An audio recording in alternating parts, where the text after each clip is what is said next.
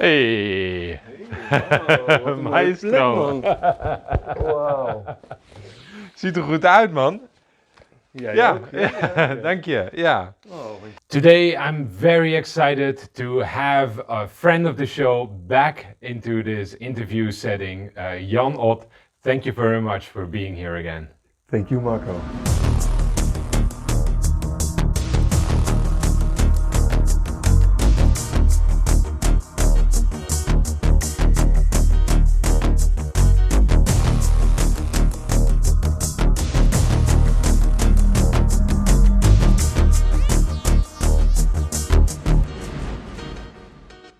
Jan, thank you very much for being here again. It's fantastic to see you rocking the beard, sitting here in your summer outfit. It's the 21st of March. Mhm. It's a Friday. Yep. It's Fryah's day. It's the spring equinox.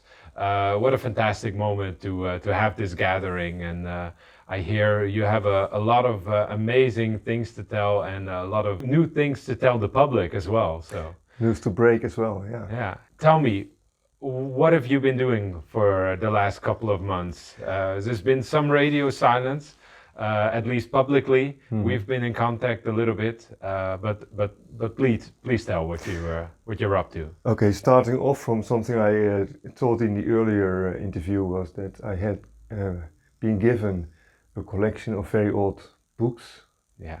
some of them Chronicles, many of the 17th century, starting 1618. Imagine you have a book that's more than 400 years old. Yeah.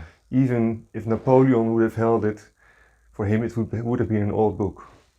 Did you even dare to open them? Oh yes, of course I opened them all, and I went through all of them, searching for catchy titles or words, or well, I browsed, but especially the engravings can be spectacular. Sometimes maps outfoldable. So yeah, that has been very inspiring, and that brought me to a new topic of main study, and it has been the history of historiography. Meaning? Now, well, a part of it is chronicology, and the study of Chronicles, the oldest Chronicles, the oldest printed sources, but also before that the written sources. Some of them have never been published in print. Of course, yeah. And they refer to other works, and the critical studies of I'll tell you why this is not a popular subject for most history students or historians, because if you believe the normal narrative, it's so disillusioning to see how many forgeries and how much fantasy there has been, which has been taken for granted for a long time. And also the fact that histories are always political. Yes. And you see the same stories, for example, Grote Pier. Yes. Yeah. In Friesland he is thought of and talked of as a hero. Yes. But in West Friesland he came to plunder with a whole set of wild people. Yeah. As a He sort was of a revenge. pirate. Yeah. Yeah. Yeah. Perhaps there was an element of trying to free West Friesland. Sure. Yeah. Because these stories are also told by the Dutch, the Holland perspective, where they, but they really plundered. There is a podcast about West Frisian hidden history in Dutch. But this is an example of how the same character can be described in very different ways. Yeah. The same history told from different perspectives.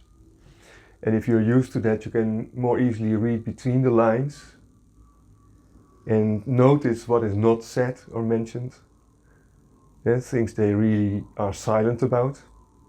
You get a feeling of what is real history and what is propaganda. Yeah, it's interesting if you, for instance, if you read in the Oera Linda book the story of Ulysses,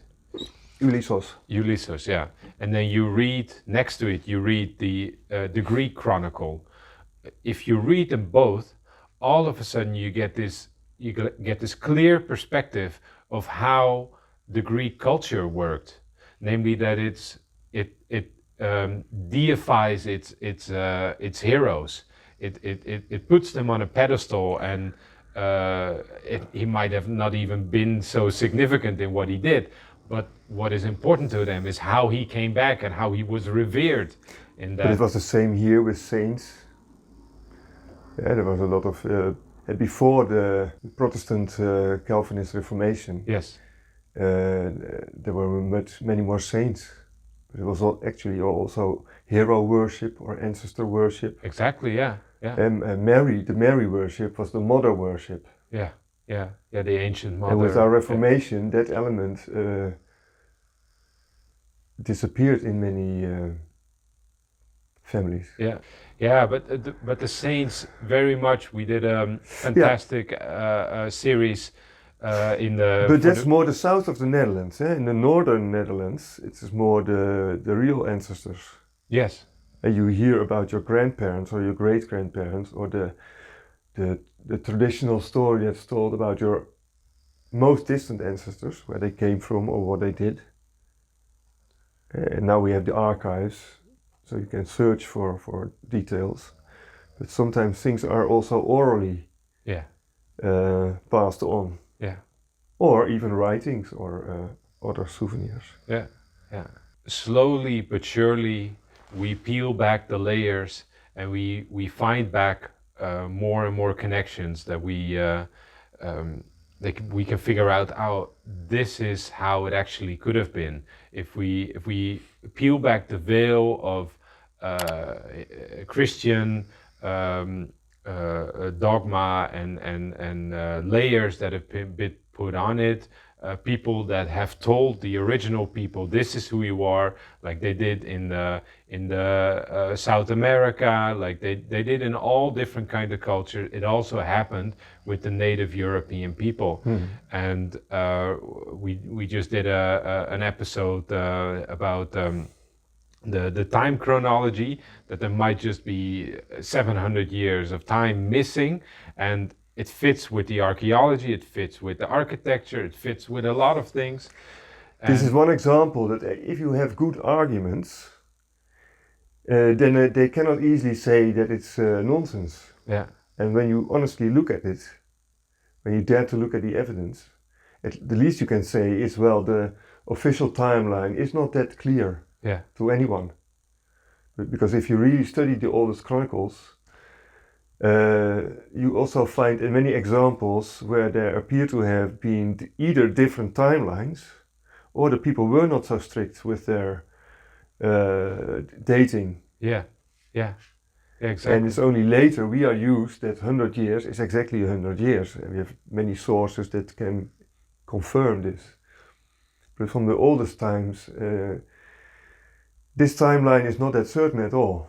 And many things that have been placed in the Greek antiquity may have been just some centuries before the Protestant Reformation. Yeah. The Renaissance, before the Renaissance time. Yeah. When all those supposedly ancient manuscripts were suddenly found and then later printed, some of them, but first also copied in all the monasteries they had everywhere. They were all copying centers. Yeah, and complete manuscripts. Yeah. So let's say we find a book that is more than 700 years old or 1,000 years old, and it's completely there from beginning to end. Well, part of the content is relevant and interesting, and probably part of it is true as well. But the dating is another story. But it's very relevant for the Oera Linda research, and the Oera Linda research can be very helpful to seeing patterns in times. Yeah? In the cycle of time, you can more easily see things that were part of our real history if it would have been told by the folk instead of by the rulers, right? By the victors. Because that is the official history that we always had. The history of what you learn at school or at university or on television. you sometimes hear conflicting stories, but the parts of the actual history are very different from what you learn at school or on television. We are, I think, waking up to the fact that these days everything that we've been told, we find out that it's not necessarily actually that it has to be the case, and it can be real time. We can hear something on the news today, let's say, for instance, about a fight going on somewhere, and we hear that one particular group is the victim. It gets broadcast all over the world, and then you find out some local journalist who is there, and they inform you that it's exactly the opposite. It's exactly not, it's the perpetrators that are being portrayed as the victims.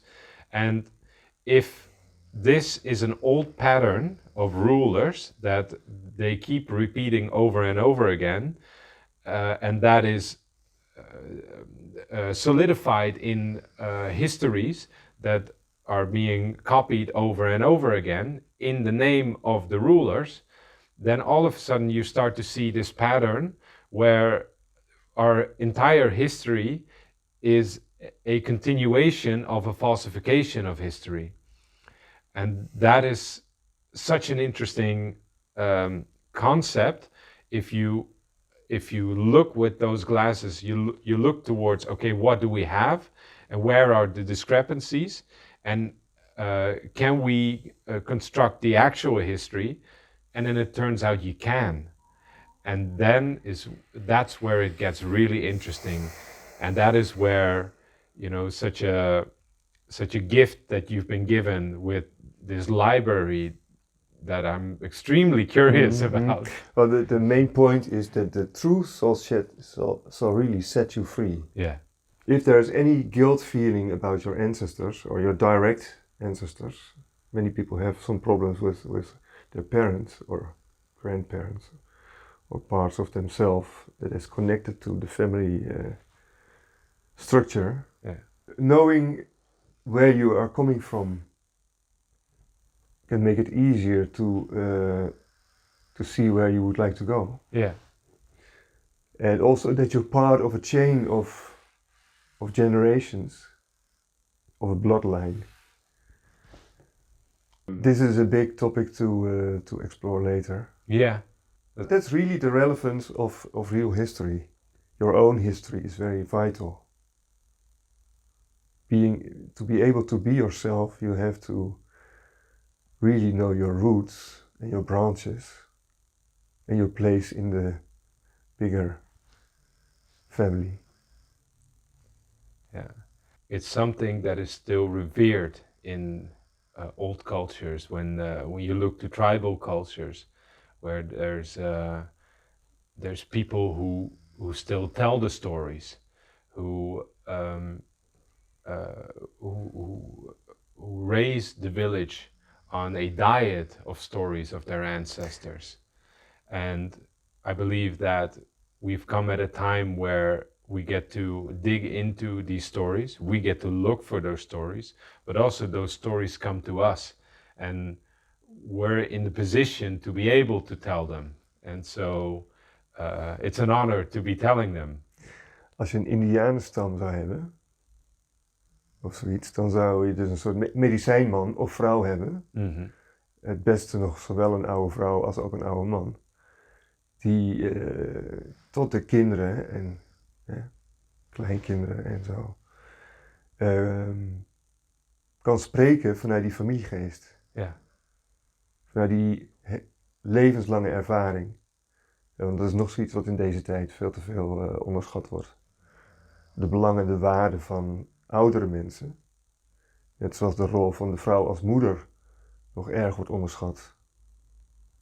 Vrouwen wordt een minderwaardigheidsgevoel aangepraat als ze alleen maar moeder zijn. En als ze dan 2 kinderen hebben, dan moet het wel genoeg zijn. Ga verder maar werken en zo.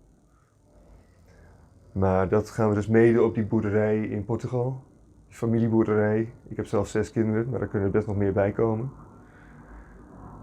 En dan willen we graag wat ruimte hebben, maar ook een omgeving waar de kinderen echte dingen kunnen leren. Met dieren en met landbouw en met ruimte, minder elektromagnetische straling hopelijk ook. En dat soort dingen, gezonde omgeving, maar vooral ook gezonde geesten om je heen. Voor mensen die allemaal, nou niet allemaal, maar we moeten wel een soort, wat het oude woord is, miente, gemeente of gemeenschap. In het Engels is daar geen goed woord voor, community. Maar echte gemeenschap, wat eigenlijk gemeente is eigenlijk het oude woord. Community has the word union in it. Ik ben op Nederlands overgegaan. Yeah. I apologize. That's okay. At That's some okay. point, Is I your have native stopped. spirit coming through? We can make subtitles for this part. Yes, we can. Or just cut it out. Yeah. No. We will subtitle. Is your native part coming through? It's, Yeah, sometimes when I'm in this, in the spirit, I haven't fully landed into the English field yet. That's all right. That's all right. You were talking about making a similar move as I'm going to make, and I'm very happy to welcome you as a brother side by side, and I completely want to mirror what you said about revering the wisdom of our ancestors. What we do today is all the wisdom that our elderly people have, we tend to shove them away in dark places where they get to live the last parts of their life instead of being integrated in the community fully. And I also deeply feel the connection with the feminine, that is the source of life, that is the source of that motherhood is the source that brings it all forth, and all those things are sacred in ancient traditions, and if we connect with that deeper spirit of our ancestors, and we get to look beyond the victors who have overtaken us and who have put a certain culture upon our culture, then at some point we can really start to peel it back, and we really start to bring old traditions back into a livened form. And that doesn't mean that we all have to wear like a loincloth and to jump around the fire, but what it's really about is to bring honor again to the line where we come from. Yeah, that's why I would like to also announce here in this English part about the new family organization that is being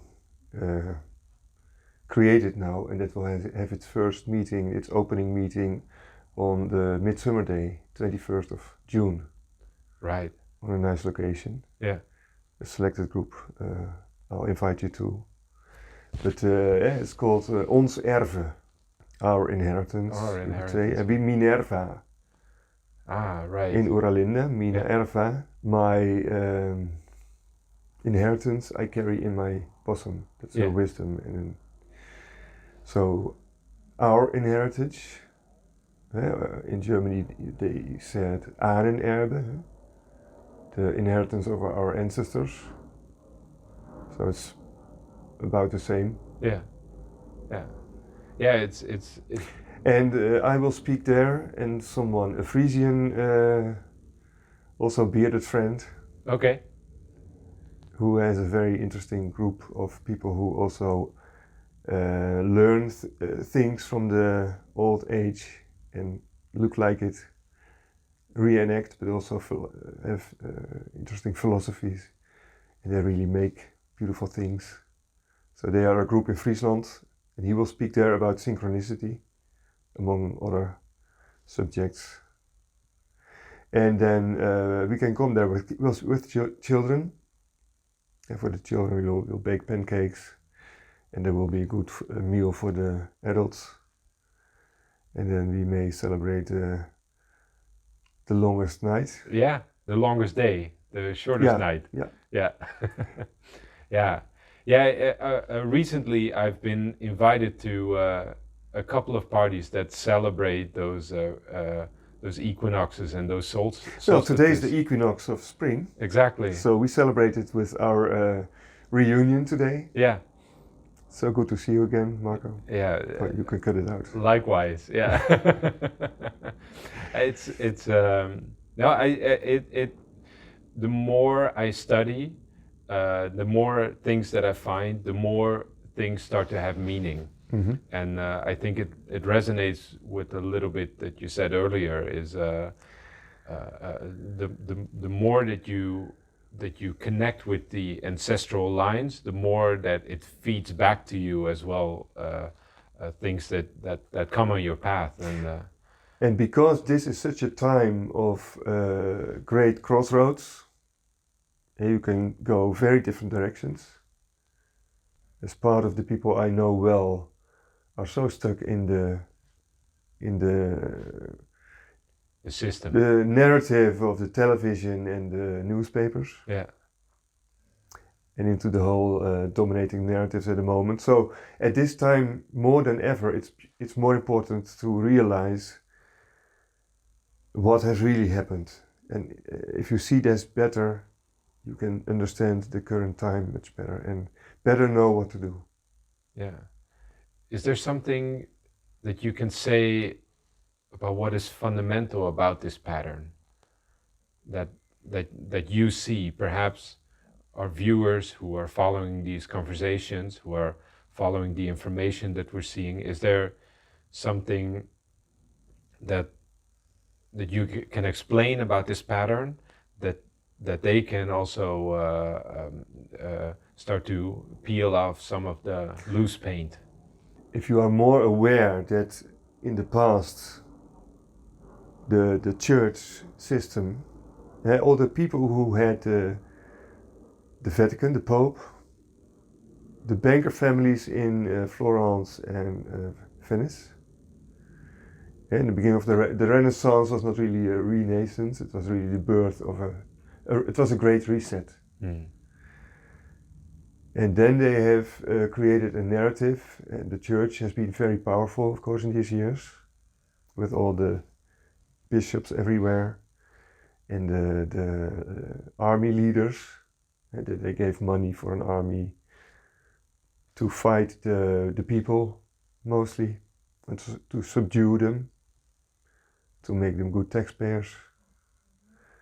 And that narrative, by then they had the churches and later also more the schools, ever more indoctrination. And now people who think they are rational and they think, well, now we are living in free times, 80 years of freedom now.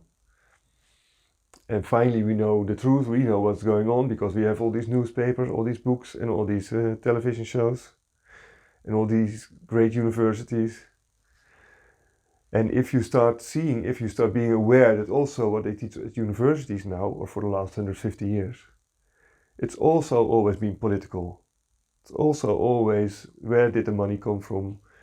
Where did the rich people who could send their children to the universities, did they want to fit in? Yes, of course. And when you're an alternative historian, you can see the other side of the facade, of the mask they have had on, or the magic that they use to control the people's minds. And if you see that what we have now, it's not called a religion. People don't think they're religious, but the image of the world is so complex, and there's such an illusion of controversies that all distract from a reality that's hidden, or that's not really understood yet. And everyone has these aha moments in life, that you suddenly understand something that was a mystery to you before. by which you understand your own youth better, or your own life, or your own family, or what you see around with your friends. I lost the thread again. Well, I was completely with you. I see what you're saying. I've had those aha moments. I've had those. Exactly. What I mean is there's no going back. Exactly. When you've seen a truth and you finally understand it better, and the pieces of the puzzle finally fit, then it's a reality that becomes ever more unshakable. You're not going to take the puzzle apart anymore. Which immediately leads to the conclusion that official history, or even what you learn from Hollywood movies in the first place, that you have to be aware that's not the truth. And the kind of tricks they use to print something in your, because they open your heart with beautiful music, with a storyline of someone you can completely identify with. I've worked in the cinema industry for 7 years also. All this time on the big screen for free, or at festivals, premieres. So I've seen a lot of that. Also the very good things, of course. But these tricks are so more potent than what we had in the cathedrals. With also music and images, and sometimes incense perhaps. Deep immersion. Many candles, light going through painted glass. Imagine that was the most impressive things you could imagine in those times, or a palace. That's where the big money was. And to get ever more money, it's blown into proportions that we have today. It's interesting to see when you look at the development of, I would say games nowadays, because it's almost like the cinema game is almost dead. They have a lot of games they can play, Yeah. And how many games do you know that are that have its foundation into becoming a deeper, more fulfilled soul? And how many games do you know that are tilted towards the subject of war, of tearing things apart? But that's the fear part. Yeah. They've always used fear to intimidate people. But many people are so addicted to this adrenaline of the fear. If you look television, there are the family shows, but there's also the news with the war propaganda. And this has been going on for so long as I can remember. There has been this sort of things, and then with viruses and with other narratives, climate, they can come with the people who think they're rational and they believe in science, not being aware that it's a religion as well. Meanwhile, they don't have an understanding that what they're fighting is an invisible enemy. And if you just stop watching the news and stop reading the newspapers, then you get to know the real world better again. And that's a very important way to start, of course. To not ever fill your head with such garbage again. Also if you have Twitter, or get out all the rubbish and inspire yourself with beautiful art, or interesting new ideas, philosophies, well-made films. I'm watching Sherlock Holmes again with my brother, my youngest son. The one with Benedict Cumberbatch? No, Jeremy Brett. Ah, okay. All of Jeremy Brett. I've ordered all the DVDs I could get. And the first part I'd seen in my late youth. But then I started studying and I missed all the other parts. I see. And now I see them for the first time, but my son is also very interested. And he has been a good source of inspiration in my youth as well. Yeah, if you have no father at home, then you are lucky if you have such an example. I can imagine. Of course, I had more than him. Yeah. Yeah. But I'd like to give him some honor. Well, do note it. We will put a nice picture up of him. Yeah. Yeah. And I'm reading with the children the whole series of Harry Potter for the second time now. Always before they go to bed. Well, that's part of it. The family life, I think, is very important also to share that it's not Oera Linda all the time at home. No, it's definitely important. It's so important that it's one of those things that we easily forget to mention. It's often this generation of people who study, who listen to podcasts, listen to information, who are connected with this virtual world of gathering information to get their knowledge up to a certain standard, because education isn't anymore what it used to be. So a lot of people who are learning by doing, such as myself, I'm such a person. We don't easily take in family life anymore, because we are very selective in what we look for. And I think the generation after me will even have this issue even bigger. So to come across a family situation in which you can experience, oh, this is a normal, healthy way of doing things, you really have to step into that yourself. And once you're at a point where you're so individualized because you think that is the ultimate freedom that you can get for yourself,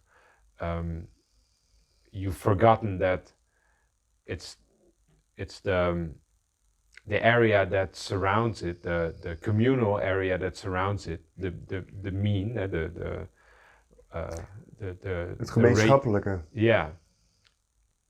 That is actually a protection for the individual. Mm-hmm. That you are an individual, yes, but that doesn't mean that you are also part of a community, and the first community is the family. Mm-hmm. Yeah. Yeah, and what we have in common with the community, what we have in common, it's often overshadowed by the things you learn in the media, because you always have a different opinion. People are always fighting about things. They are dividing us ever more with these narratives. But it's almost like it's a direct conflict. It's almost like the state, or the new state, you could say, or whatever is lingering on top of you. It's almost like it's in direct conflict, and it tries to give you other values than values that your family would give you, the people that care about you would give you. It's like, no, this is all right to do because this is okay to do in a free society. But is it really what you would recommend a person that you care about, what you would recommend them to do? And this is where a lot of confusion comes in, especially if we send them to mass schools where they all group together and an idea starts to get roots. Well, that's a fundamental thing, that when and my children, a lot of the things at school are just nice. They play together, and they sing, and they learn to read, and good things, of course. But the older they are,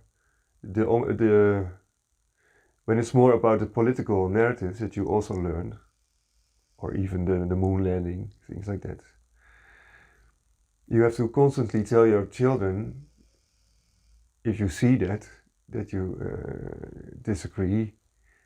And for a child, they grow up in two different worlds, the world of school and the world at home.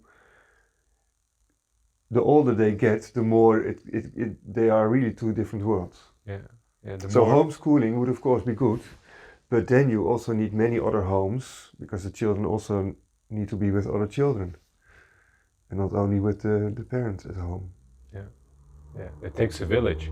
Yeah, certainly does. Yeah. So all these uncles or grandparents or brothers and sisters who don't have children or who have little children, or it's wonderful if you can live together, and if these children can also learn from all these other people. Yeah, that is how it's supposed to be. Yeah. And in a village, one is a farmer, they go help there if they like animals. Yeah. Another one goes to the Carpenter. Yeah. Or to the fisherman. Yeah. Or a blacksmith. Yeah. Where can you learn how to do blacksmithing these days? Something like that is wonderful, and we have seen communities where they also have a place for the children, or a school, or a little village where the children live together, or have their huts and playgrounds.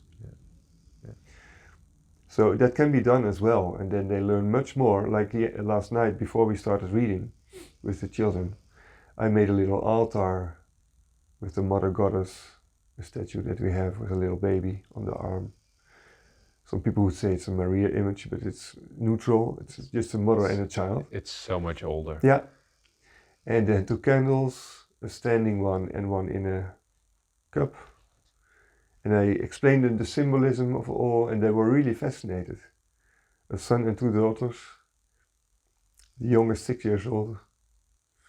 And they get a little bit of oil, and they could rub their hands and also their face like a sort of protection. And then they all thought of their grandmother who had died, my mother. And we are now in the place where her parents lived in my youth. They stemmed from West Friesland, but they lived in Aalsmeer, in the Kastanjelaan, so I will have a walk later. Yeah. There. Yeah, that's right. We're a stone throw away from where your grandparents lived right now. 10 minutes walk. Yeah. It's interesting how these things come together. Mm-hmm.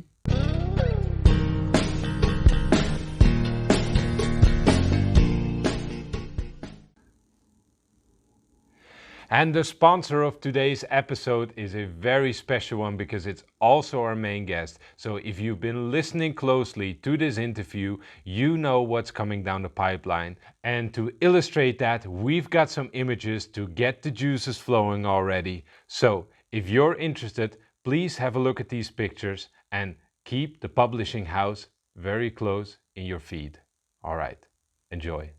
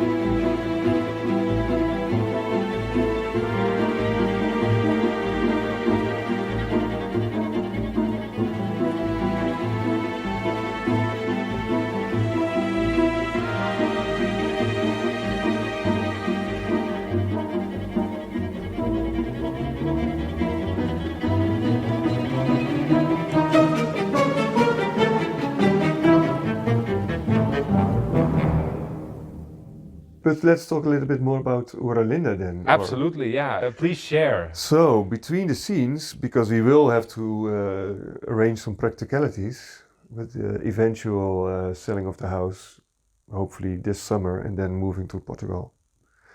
But in between, I hope to finish the English and Dutch version of the book, of the translation. The narrative edition, I don't know how it will be called, but it will be the story. Without distraction. Bruce is writing a beautiful foreword. I may add a little bit to that. But then it's just the tales, without the line numbers or footnotes. Yeah. Good chapter titles, but to be read like a book, or you can even read it to your children. The way that they were meant to be told. Yeah, and not with the scientific distraction of footnotes or of page numbers. You can all find, the chapters have a number, and you can easily find it on the wiki if you want to know the footnotes or other languages or other translations. But that will be the booklet, the real book with the hardcover, small. And then there will be separate booklets with the notes and remarks. Yeah, further, if you want to dive further into something in the research or in the etymology. And then a supplement with the whole transcription and one with the pages in color. Right. All the manuscript pages. So then you can have these three additional booklets for study, but the reading part is then separate in hardcover. Many people will only want to have the hardcover. So either from the Netherlands or from Portugal, or another place perhaps, but there we can do the real publishing. Yeah, yeah. And that combined with audiovisual material perhaps. I mean, how great is it to have a fireside reading of the original material? Yeah, but also invite guests at some point. Yeah, yeah, yeah. It's. I mean, I'm all in. Let's do it. Yeah, we can do it. Yeah. Yeah. So you're starting this publishing house, and I hear you're not doing this alone. This is a bigger group of people who are all committed. Well, 2 other volunteers of the foundation, and one is even a member of the board, and they also think in these directions. One of them in a very spiritual way at the moment, and another one, and both are good with finances and law and the technical parts. That's excellent. Yeah, with the whole network and. Yeah. Well, I'm happy to help out anywhere I can. Yeah, the audiovisual part would be great. Yeah. Well, we need those reenactors. I'll put the camera down. Yeah. So we will talk a lot about Frisian history, but also European history. Yeah. History in general. Yeah. Alternative history, chronology, language, etymology, family lines. I recently heard that there's an interesting connection with because of course we have in Spain you have the Basque, and then I heard that there's a connection with the Basque and the Portuguese, and then I also heard recently that there's somewhat a connection between the Welsh and the Portuguese language. These are the things people will really want to hear. Yeah. Yeah. And even if you're part still in the television world, these are the interesting topics. Yes. Yeah.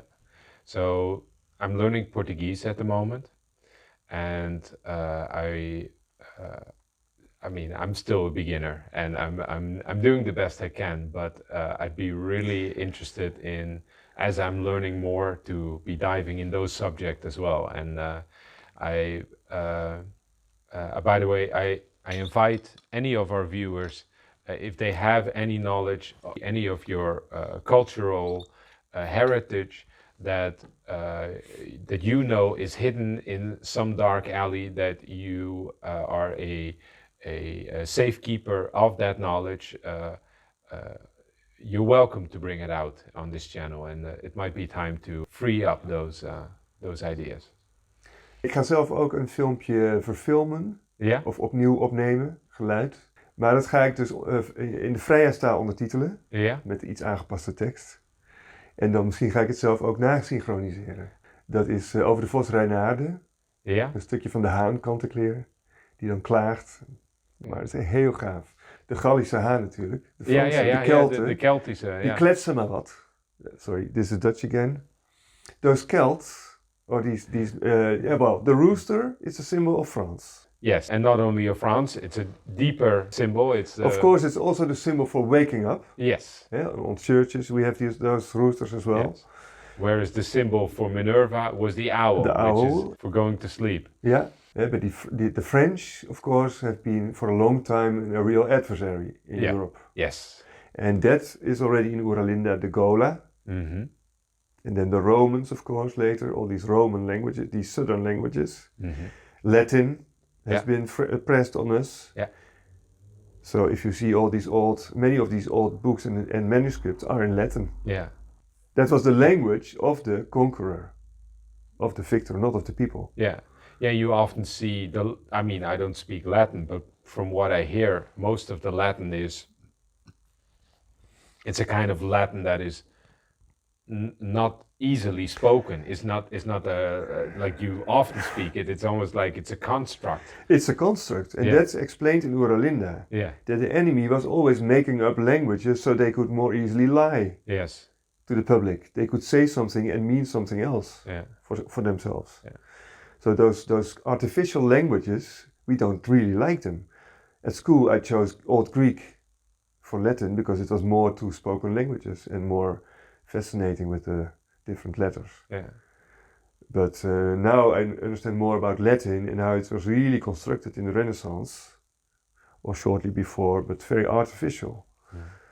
And if you have the Chronicles that are written in the folks language, the deeds or the language of the people, by real people, and then when you combine them and you see, well, this was the original story, especially if you read Oera Linda with new eyes and realize that this is more written from a deep respect for truth and for justice and for freedom.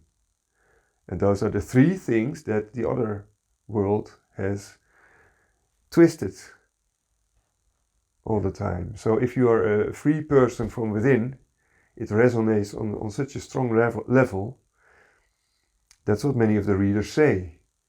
It doesn't really matter anymore if it's authentic or made in the 19th century. Yeah. Because it resonates on such a deep level, and you can certainly imagine a distant past, even if part of it is not exactly as in the book, but as you imagine yourself, then you already are much stronger rooted in the reality of today. Yeah. And you more easily see the vein, de waan van de dag, the vein of the day. Yeah.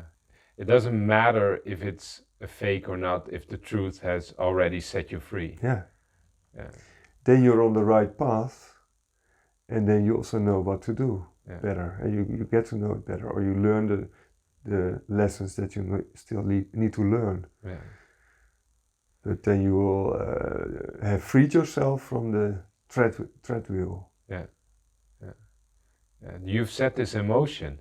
You set this in motion the moment where it's by steps. You can't do it all the time. Sometimes you go back for a little bit, or you are confused for a while. Mm-hmm. But I can guide people into getting on this path. Yeah.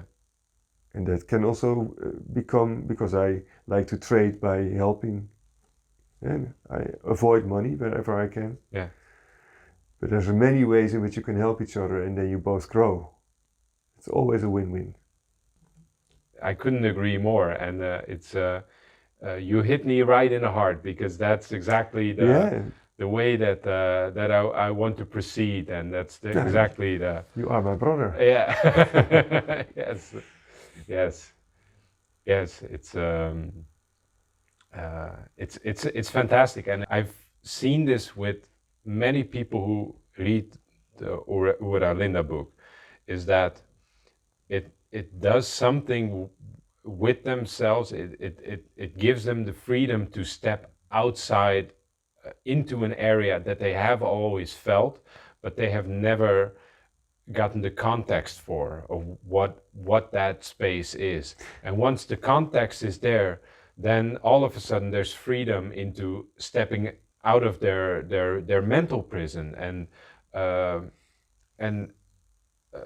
I sometimes read the Oera Linda book and it's like, okay, how literal is it? Because there's similarities, for instance, with the Zoroastrianism, Yeah, and perhaps that is even an earlier influence into what the culture was. well, that's one of the levels on which you can read it. Eh? Yeah, There's many different levels. And the best thing you can do is get to know the old language. yeah, And before to do that, we will also record the whole book when I'm reading it in the old language, as to my best knowledge, the best I can. yeah, yeah. But that will also help you resonate more with the core, with the real words. There's people who know how to speak the Tolkien language of the elves.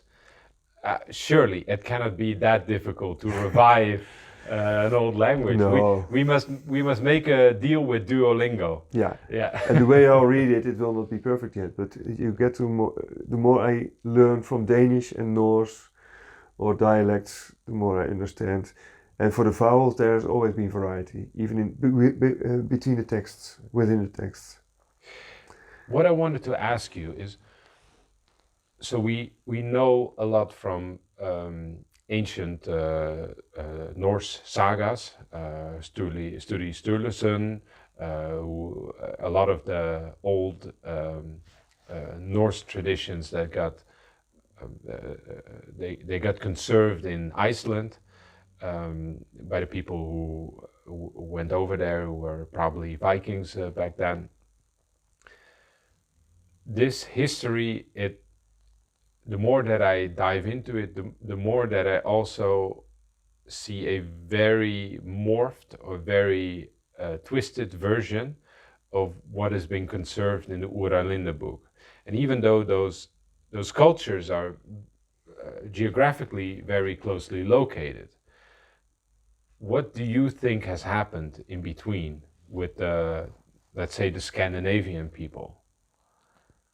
Is that the corruption of the Magyars, or is there how what is your vision on that? What do you see?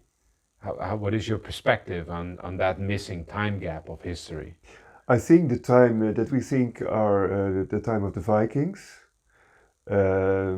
is a continuation of what is at the end of Oera Linda. I think it perfectly fits. So there's not a great time gap. I do think that the last text from Oera Linda, from chapter Z, are from the time around the year 1000 or 800. Yeah. So the first letter by Lico, he may have even been written before the chapter of Askar was written. Right. Yeah. We always put them on the front, yeah, because the letter from Hede is also there, supposedly from 1255. I don't know if there were really 450 years between the year 803 that Lico wrote, what's now letter B, yeah, or and the 1255, if there's really 450 years in between, it could be. But the chapter Z from Askar could have been later than that. Yeah. But you just don't really know yet. No. But what we know from the Visigoths, they have the same names. Chudarik and Atanarik, Alarik, Alrik. And that's in our timeline, it's in the 5th century. And that could be the actual people from the last chapter, then placed in a different area. Right. Those are really interesting mysteries that still will be solved. But this is for the connoisseur. Yeah. Well, I'm always interested because to me it looks like there is definitely an external influence, and the external influence is a mystery, but um, it has a similar fingerprint as other mysteries that we see in our history. So Yes, and this Fryah's story is one part of the whole story, of course. yeah. You know that the other side will have written from their own perspective Yes, and thought. of course. Yeah, And it's also part of reality. yeah. But you can more easily see through the lies, I think, and through the language tricks that are played. Will your publishing house be publishing more of the books that you've been receiving? Well, yeah. I think that we need some new versions of older texts, but I would rather set other people into motion than that I do that all by myself. I can imagine that. I will do more the contact with people. Yeah. And the talks. Are you currently looking for that, or is that a long-term project? I'll first see about the move to Sure. Portugal. Yeah. But if there are already people that are already there or who think of going there too, then they're always welcome to contact one of us. Yeah. We will build the library. Yeah. Yeah, I have a magical collection of books myself now. Yeah. Also the books I collected myself as a foundation. Well, I have a collection of comic books, and maybe they fit in there as well. they're also. Yeah, and also they're not some into DVDs print as anymore. well. Yeah. Some DVDs are really great. Yeah. Like the Sherlock Holmes, but also Paul Verhoeven or Stanley Kubrick. Buster Keaton. Yeah. I'm excited. I'm really I'm feeling the spirit. So I'm glad to take the journey along with you, with your family, with your children, and the future ancestral line. And I hope many people will join. I have a feeling they will, and there's lots of these initiatives that have been coming on my path already, and well, the good thing is we will broadcast the revolution. We will bring the audience with us, and we will show everything that we're doing, and we will broadcast the mistakes, and we will broadcast the successes, and all of it. It is very welcome. Yeah, there will be a brand new forum as well. I won't even bother with transferring all the old threads to the new forum. The old one can stay as it is, as an archive, and people can either stay there or move to the new forum, which will be more general about ancestral research or alternative history. Yeah. Or language. So the ancestor research will have a much deeper root system. Yeah, because I have a lot of practical experience with that. I can quite easily, for someone who is in the healing process of an ancestral trauma, I can easily provide them with the relevant data from the archival sources. Yeah. Up to the early 18th century, often. And I have a trained eye for seeing certain patterns or certain acupuncture points.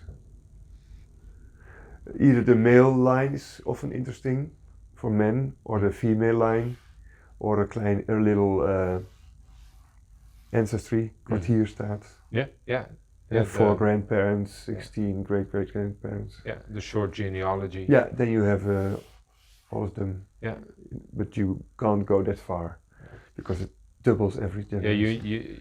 you need a wallpaper to. Yeah. It can be a nice exercise. See where you get. Yeah, I've done a lot of it because when you work digitally, it's easy to just extend more and more. Holland is Walhalla, Netherlands is Walhalla for. Yes. You can easily, if your ancestors lived here, you can find much also in the notarial or the judicial archives.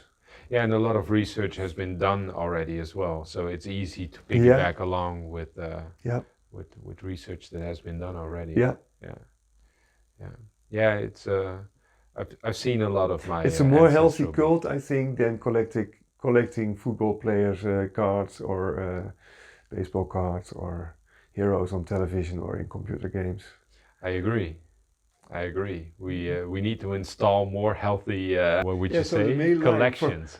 For the family name, it's often the male line, and then it's interesting what namesake lived 300 years ago or more. Yeah. And what sort of life did he have? And then the history also becomes more relevant because you understand yourself in other times. Yes. Yeah. Other versions of yourself, you recognize yourself in certain ancestors or uncles. With the naming system that they had, was also a way of projecting parts of the family spirit. We want this person to be like that person. And and then it becomes a sort of reincarnation. Yeah. There's this quote of Sadhguru that always sticks with me, and that the question is, do you know what your great-great-grandfather looked like? And that person says, no, I don't know. He says, no. But his nose is sitting on top of your face. And it's true because DNA is memory. Yeah, it has eyes and blood, everything is stored in it. And even beard, how the beard grows. Exactly. Between brothers it can differ, but they all have parts of different ancestors. I have double family, which is the sister of my father is married to the brother of my mother. Ah, really? And all of their children have red hair. Yeah. And none of my siblings have red hair. So it's interesting.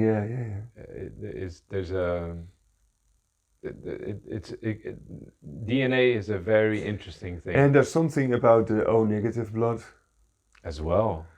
So these are things. If you teach your children things like this. Natural biology just from the animals that you have at the farm.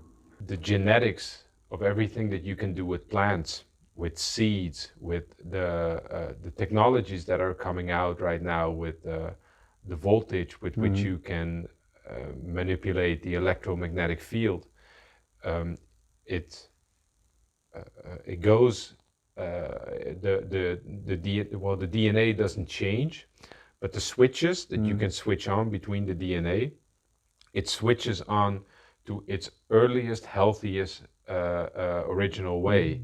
So the way that the plant, that the phenotype of the plant expresses itself, it can become completely different to the part where it can almost become like Jurassic or like really deep ancestry, which is really interesting history. Yeah. So there's a lot to come, and there's a lot to restore, and there's a lot of possibilities for it to be restored. Yeah, and most of this work I can do from anywhere where there's internet. Yeah. But without internet, there's a lot of things I can do as well by just asking. Yeah. And going into a trance sort of dream or. Yeah. Lots of room for more conversations. Yeah. Well, thank you very much for this conversation about the updates and everything. We didn't talk too much about the Oera Linda book. We'll have many more opportunities. As well, yeah. Thank you so much for having this conversation. Dankjewel. Yeah. All right. I want to ask you guys to please give us a like, give us a thumbs up if you enjoyed this conversation. There's many more to come down the pipeline, so support us, write us a comment, be involved, be part of this community, and we love to respond. Please hit that subscribe button because we really could use that subscription amount. We really want to get to the point where we can get this channel self-sufficient so we can at least pay the internet bills. And last but not least, go to our sponsors of today. Our sponsor of today is Jan Ott with his guided tours across the Netherlands. You want to talk to it to our people? Oh well, this tour is just the beginning, but it's symbol for the journey that's ahead of us. Right. Yeah. Yeah.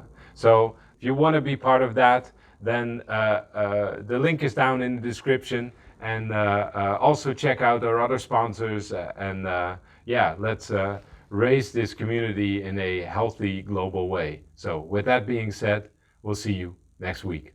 Bye bye.